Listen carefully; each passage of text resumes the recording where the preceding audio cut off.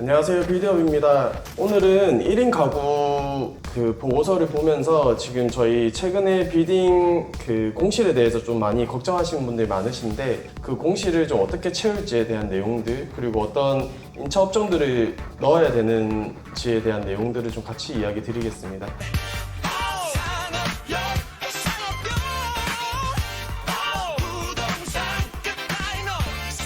그래서 오늘 지금 보고서 같은 경우는 KB국민은행 쪽에서 좀 조사한 내용들을 기반으로 해서 내용을 보여드릴 거고, 최근에 1인 가구들이 어떤 식으로 좀 소비를 하는지 이런 부분들 같이 보겠습니다. 그래서 첫 번째로 봐야 되는 내용들은 지금 수치를 4개를 보여드릴 건데, 첫 번째는 N잡에 대한 참여율, 그리고 두 번째는 지금 건강관리에 대한 관심이 얼마 정도 있는지, 그리고 세 번째는 작은 사치 경험이 얼마 정도 있는지, 그리고 네 번째는 혼자 하는 여가 선호 성향에 대해서 좀 볼 거고, 지금 1인 가구 내용들을 보시면 N잡 참여율 같은 경우는 59.6%, 그리고 건강관리에 대한 관심이 있는 거는 71.1%, 그리고 작은 사치 경험에 대한 부분이 74.6%, 혼자 하는 여가 선호가 52.2% 이렇게 되어 있는 걸 볼 수 있습니다. 지금 보고서에 대한 주된 대상들은 지금 25세부터 59세의 1인 가구들 위주로 해서 1인 생활기간이 6개월 이상의 대상자들을 기반으로 해서 조사를 진행을 했고, 독립적인 경제활동 수행을 하시고 계시는 분들 기준으로 해가지고 2,000명을 조사한 내용입니다.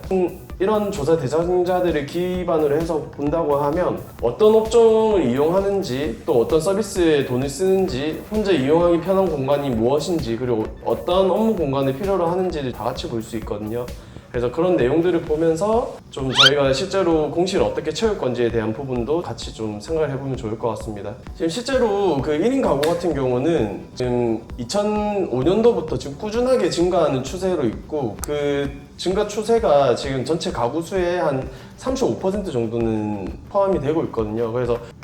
지금 1인 가구 같은 경우는 적지 않은 비중을 차지하고 있고, 그래서 이런 1인 가구들에 대한 자료나 보고서를 보는 게 아주 유의미하다는 걸 알 수 있습니다. 그런 부분이 왜 그렇냐면, 실제로 1인 가구들이 차지하고 있는 비율이 높아지면서 1인 가구들이 소비하는 영향력이 생각보다 크다, 약간 이런 부분으로 좀 생각을 하실 수도 있을 것 같습니다. 그래서 실제로 1인 가구 소비는 지금 자료를 좀 보시면 아시겠지만, 지금 계획적 소비나 아니면 실소비나 가성비 우선으로 하는 소비, 그리고 주관적 취향을 우선으로 하는 소비가 좀 강하고 있고, 실제로 작은 사치를 하는 경험에 대해서 다수가 경험하고 있는 거를 볼 수 있습니다. 그래서 20대, 30대, 40대 뭐 이렇게 나눠가지고 뭐 어느 정도 있냐 약간 이런 것보다는 통틀어서 지금 전반적으로 작은 사치는 지속적으로 경험을 하고 있다, 약간 이렇게 이야기를 할 수 있고, 작은 사치에 대한 개념이 무엇인지에 대해서 좀 말씀을 드리면, 사치스러운 느낌을 주면서도 가격이 합리적이어서 만족감을 가지고 소비하는 것으로 일종의 불황형대 소비 행태로 좀 이야기를 할 수 있고, 지금 사실 저희 나라가 지금 최근에 경기가 엄청 좋은 게 아니잖아요. 이런 작은 사치에 있어가지고 뭐 1층이나 2층, 3층, 상층부에 좀 적합한 업종들이 좀 있을 건데, 그런 부분을 오늘 좀 같이 보면 좋을 것 같습니다. 1인 이용 친화성이 상가 경쟁력의 한 요소가 되고 있는 걸 좀 볼 수 있는데, 그렇게 좀 해석을 할 수 있는 부분은 표에서 지금 보시면 아시겠지만, 선호하는 여가 행태 및 혼자 하는 여가 활동에 대한 내용들을 본다고 하면, 지금 영상 시청이나 휴식, 그리고 운동, 게임, 여행 뭐 이런 혼자서 하는 즐기는 것들에 대한 형태들이 나오지 않습니까? 그래서 그런 부분에 있어가지고는 실제로 1인 가구가 그냥 무작정 소비를 줄인다, 아니면 뭐 많은 소비를 하지 않는다, 이런 게 아니고 본인들이 원하는 부분에서는 지금 실제로 소비를 지속적으로 하고 있고, 그런 혼자서 좀 즐기기에 좀 편한 공간에 대한 선호도가 점점 더 높아지고 있다. 그래서 그런 부분에 있어서는 같은 음식점이나 같은 서비스를 받을 수 있는 공간이라고 하면 혼자 조금 접근할 수 있는 부분에 있어서는 좀 더 선호하는 경향이 있는 걸로 볼 수 있습니다. 그래서 이런 내용들을 기반으로 했었을 때, 그러니까 빌딩 소유주 같은 경우는 인체인의 업종만 확인하는 것이 아니고 해당 호실의 평면과 취입 동선이 1인 소비를 수용할 수 있는 공간인지에 대한 생각을 좀 같이 하면서 여기를 어떤 임대를 맞출 수 있을지를 생각을 하는 게 좋을 것 같습니다. 일단 확인해야 될 항목들이 몇 개 있거든요. 그래서 그 항목들을 좀 천천히 말씀드리면, 첫 번째는 이제 출입구가 좀 눈에 잘 띄는 형태의 구조, 그리고 두 번째는 계단과 엘리베이터를 접근하기 편한 구조, 그리고 세 번째는 배달기사와 일반 고객 동선이 좀 웬만하면 충돌을 하지 않도록 구성을 하고, 그리고 네 번째는 소형 좌석이나 독립 공간에 대한 배치가 가능한지, 그리고 다섯 번째는 간판과 전면 노출이 충분한지, 약간 이런 부분들이 있을 것 같은데, 여기서 사실 근데 배달기사와 일반 고객 동선이 충돌하지 않는 부분에 있어서는 사실 대형 빌딩들 외에는 거의 대부분은 좀 겹칠 수밖에 없거든요. 그럼에도 불구하고 공간 내부적으로 봤었을 때 배달기사들이 약간 한쪽으로 이렇게 좀 대기를 할 수 있는 공간을 구상을 하면서 배치를 하는 게 좋을 것 같다, 약간 이런 생각이 좀 들고요. 그리고 또 하나 더 봐야 될 거는 이제 건강 관리에 대한 부분에 대한 선호도가 좀 높아지고 있고, 실제로 그 조사 자료를 같이 보시면 건강에 대해서는 한 71.1%는 관심은 있고, 실제로 거기서 조금 본인이 직접적으로 건강에 대해서 좀 신경을 쓰고 실행을 하고 있는 게 한 30.8% 정도밖에 안 되거든요. 그래서 이런 내용들을 봤었을 때는 이제 실제로 관심은 지속적으로 가지는데 건강에 대해서 조금 니즈를 지금 아예 만족을 좀 시키고 있지는 않은 것 같다. 그렇다고 하면 이제 이런 건강에 대해서 관심이 생기는 것만큼 행동을 할 소비자들이 생기기 때문에 그런 부분에서는 이제 건강 관련한 임차 업종들이 좀 선호를 좀 더 찾는, 그리고 소비를 할 수 있는 업종들이 될 것 같아서, 그러면 그 건물 내에 PT샵이나 필라테스, 요가, 뭐 체형 교정할 수 있는 뭐 센터라든지, 아니면 재활운동센터, 뭐 피부 두피 관리, 뭐 의원, 한의원, 약국, 이런 거에 관련된 업종들이 임차를 좀 맞추기 좀 좋은 업종이다 라고 좀 생각이 들고, 그리고 약간 이런 부분에 있어서 물리적인 요건은 당연히 좀 필요한데, 약간 이런 부분에 있어서는 뭐 건축물 자체의 용도, 엘리베이터 요즘 필수고, 그리고 주차가 잘 되는지, 건물에 대한 급배수, 그리고 전력 용량, 환기, 층고, 소음이나 뭐 진동이 좀 덜 발생할 수 있는 상황인지, 아니면 소방이나 피난 시설이 잘 되어 있는지, 원선 복구를 제대로 할 수 있는 구조인지, 약간 이런 부분들이 매우 중요하다고 좀 보여집니다. 실제로 최근에 좀 그 엔잡러들이 좀 많아졌거든요. 그러니까 저희 나라가 약간 시간적인 부분에서 지속적으로 업무를 할 수 있는 구조는 아니고, 제 친구들도 똑같긴 한데, 최근 직장인들 같은 경우는 본인이 일하는 직장이 본인의 개인적인 만족도가 좀 높은 건 아닌 것 같아서, 약간 그런 부분에 있어서는 해당 직장에 대해서 퇴근을 하고 본인이 좀 원하는 업무를 좀 보면서 직업을 좀 더 많이 가지는 약간 그런 경향이 좀 보이고, 그래서 지금 실제로 그 KB에서 1인 가구 그 조사 자료를 좀 본다고 하면, 거기서도 이제 지금 M잔러 활동률 추이를 본다고 하면 지금 2022년도부터 지금 지속적으로 좀 높아지고 있고, 2022년도에 42% 정도 되던 그 M잔러 활동률이 지금 같은 경우는 2026년도 기준으로 해서 59.6%, 그러니까 약 60% 정도를 차지하는 걸로 보이거든요. 이제 N잡 활동하는 사람들이 점점 더 많아지고 있다는 게 좀 눈에 띄고, 좀 그러면서 이제 N잡 활동을 하는 사람들 대부분들이 지금 자기 개발을 꾸준히 좀 많이 하는 추세라는 게 좀 보여지고 있고, 그런 부분들을 봤을 때 사실 임차 업종들 같은 경우도 이런 N잡 활동을 하시는 분들이 자기 개발을 좀 더 할 수 있는 업종들을 좀 하는 게 좀 좋다고 저는 생각이 되고, 그러면서 이제 좀 보이는 거는 뭐 1인 사업자 사무실이나 아니면 2인에서 5인 소규모 법인들을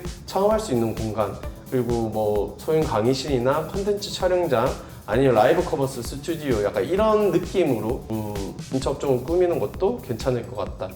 근데 이제 이런 업종들 같은 경우는 약간 엄청 큰 공간을 필요로 하는 게 아니기 때문에, 그런 부분에 있어서는 내가 지금 운영하고 있는 빌딩들이 어떤 방향으로 조금 이끌어가면 좋을지, 약간 이런 부분에 대해서 좀 생각하면 좋을 것 같거든요. 그래서 그런 부분을 좀 같이 좀 판단을 해주시면 좋고, 실제로 필요한 공간 기능에 대해서 약간 이런 업종들이 만약에 들어간다고 하면 어떤 기능이 좀 필요할까에 대해서 이야기를 드리면, 실제로 5에서 15평 내외에 있는 소형 면적이 좀 필요할 거고, 만약에 공간이 쪼갠다고 하면 그 쪼갠 공간에 각각의 에어컨이나 아니면 히터를 틀 수 있는 공간이 되어야 되고 24시간 출입할 수 있는 그리고 빠른 인터넷이 되어야 되고 역 공간과의 좀 방음이 잘 되어야 된다. 약간 이런 부분에 있어서는 조금 잘 지켜지면 좋겠죠. 그래서 그런 부분도 같이 보면 좋을 것 같습니다. 그래서 공간에 대해서 제가 이거를 좀 앞에서 말씀드린 내용들 기반으로 해서 지금 뭐 지하 1층부터 6층까지 처음부터 다 만든다는 가정하에서 지하 1층 같은 경우는 운동이나 웰니스 센터, 피트니스 센터, 필라테스 약간 이런 운동 관련 업종을 좀 넣으면 좋을 것 같고 1층 같은 경우는 F&B 시설이나 편의시설, 카페나 편의점 약간 이런 유로 좀 넣으시면 좋고 2층에는 뷰티나 건강 그리고 의원 피부 관리 의원 같은 경우도 실제로 피부 관련해서 들어가는 의원들이 들어가면 좋을 것 같고 이제 3층 같은 경우는 그 상담이나 교육, 회의실, 강의실 이거를 렌트를 할 수 있는 형태로 해가지고 운영을 하는 것도 괜찮을 것 같고 이제 4층 같은 경우는 소형 사무실, 공유 오피스 그리고 5층은 전문직 사무실이나 서비스직 사무실 그리고 컨설팅, 세무, 법무 관련 사무실들 그리고 6층 같은 경우는 이제 취미나 클래스 아니면 스튜디오 약간 이런 느낌으로 해서 좀 구조를 짜봤거든요. 그래서 일단 전반적인 내용에 대해서 MD 구성을 조금 더 세세하게 약간 좀 말씀을 한 번 더 드린다고 보면 이제 사업용 빌딩 내에서 층별 MD 구성을 어떻게 할까에 대한 부분을 좀 제가 이유까지 좀 같이 말씀을 드리겠습니다. 그래서 좀 쭉 보시면 이제 지하 1층 같은 경우는 그 PT샵, 필라테스, 스크린 스포츠, 연습실, 촬영 스튜디오 약간 이렇게 들어가면 좋고 그렇게 배치를 하는 이유 중에 하나는 상대적으로 자연 채광에 대한 의존도가 낮고 그리고 목적형 방문이 가능 그러니까 저희가 뭐 PT샵이나 약간 필라테스, 스크린 스포츠 같은 경우는 그 우리에 대한 니즈에 따라서 이제 약간 찾아가고 약간 이런 부분이 있지 않습니까? 그래서 그런 부분이 있고 그리고 주의사항은 실제로 이쪽 공간에 있어서는 환기나 누수, 층고 그리고 소방이나 피난, 소음, 그 소음 차단 약간 이런 부분에 대해서 좀 신경을 써야 되는 부분이 있습니다. 1층 같은 경우는 그 반복적인 소비를 할 수 있는 생활 밀착형 업종들이 좀 들어가면 좋고 그래서 카페나 간편식을 파는 판매점 그리고 소형 F&B, 편의점, 세탁이나 수성 그리고 테이크아웃 업종들 뭐 테이크아웃 그 공간이 크다고 하면 테이크아웃 업종들 말고 약간 진짜 약간 그 1인들이 좀 쓸 수 있는 약간 칸막이 형식으로 되어 있는 카페로 운영을 해도 좀 괜찮을 것 같습니다. 그래서 그렇게 배치를 하는 이유는 이제 그 말씀드린 업종들 자체가 접근성이 좋아야 되고 가시성이 괜찮아야 되고 지속적인 회전이 가능해야 되는 업종들이기 때문에 약간 그런 부분을 좀 감안해서 1층에 넣는 게 좋고 2층 같은 경우는 실제로 미용이나 네일, 피부 두피 관리 아니면 건강 관리 약간 이런 유가 좀 들어가면 좋고 이런 것들을 좀 보시면 좀 아시겠지만 보통 예약을 하고 찾아오는 그 업종들이거든요. 그래서 예약형 관리 서비스라고도 이야기를 할 수 있는데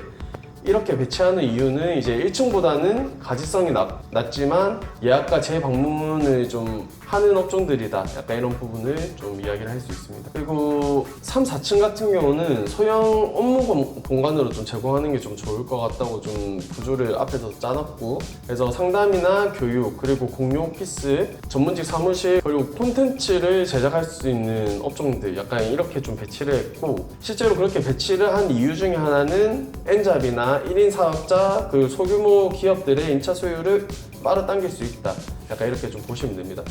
그리고 5층에서 6층 같은 경우는 목적형 전문 서비스 약간 이렇게 좀 이야기를 좀 할 수 있는데 그러니까 취미 클래스나 아니면 촬영하는 스튜디오 아니면 소형 학원 아니면 예약하는 공간이나 아니면 컨설팅이나 교육 그러니까 실제로 어떤 목적을 가지고 오는 업종들에 대해서 좀 위쪽으로 넣어주면서 이제 실제로 왔다 갔다 하면서 들어오는 업종들 아니고 이제 전화를 해서 본인의 목적에 의해서 필요에 의해서 연락을 해서 오는 사람들 약간 이렇게 좀 볼 수 있고 근데 지금 제가 지금까지 말씀드린 모든 내용들이 사실 저는 이렇게 생각하고 제가 자료 조사를 하고 좀 준비를 했는데 이제 이 MD 구성 자체가 정답이 아닐 수는 있다. 이제 저희가 1인 가구를 기준으로 준비를 했지만 이게 왜 정답이 아닐 수가 있냐면 이제 각 건물에 대한 입지 그리고 상권 이런 부분도 좀 같이 봐야 되기 때문에 그래서 상권의 연령대나 아니면 임대료 수준이나 좀 직장인이나 거주자의 비율, 뭐 층별 면적이 얼만큼 다르고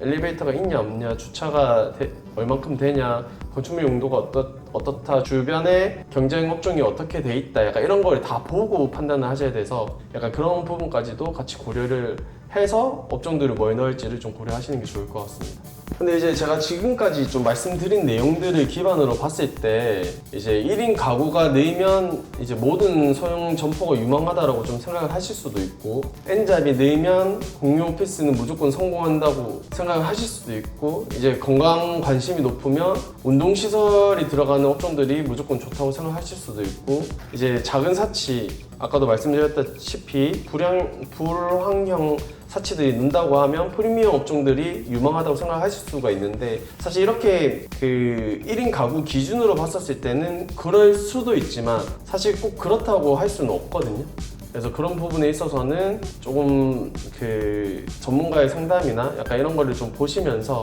이제 좀 상황 판단을 좀 해보시는 걸 추천드립니다. 그래서 지금까지 좀 정리를 한번 한다고 하면 지금 제 그냥 개인적인 생각에는 1인 가구의 증가의 핵심이 상가 면적이 작아진다는 느낌이 아니고, 이제 소비가 좀 개인적으로 1인 가구 늘어나면서 개인적인 소비가 좀 많이 늘어날 거고, 그리고 업무 자체가 뭐 1인으로 하는 업무가 많아지고 그런 부분이 있기 때문에 이제 공간을 단지 공간 자체로만 보는 게 아니고 공간의 효율성이나 활용도를 높일 수 있는 방향에 대한 고민을 좀 더 해야 될 것 같아요. 그리고 그 고민을 할 때는 또 추가로 좀 생각을 해야 되는 게 어떤 연령대가 거주하고 있는지, 건물이 있는 상권을 이용하는지, 그리고 어떤 서비스가 그 1인 가구들이 돈을 쓰는지, 그리고 어떤 소형 사업자가 임차할 수 있는지를 종합적으로 고려를 하고 그 임대를 주고 MD 구성을 하는 게 아주 효율적일 것 같다. 감사합니다. 안녕.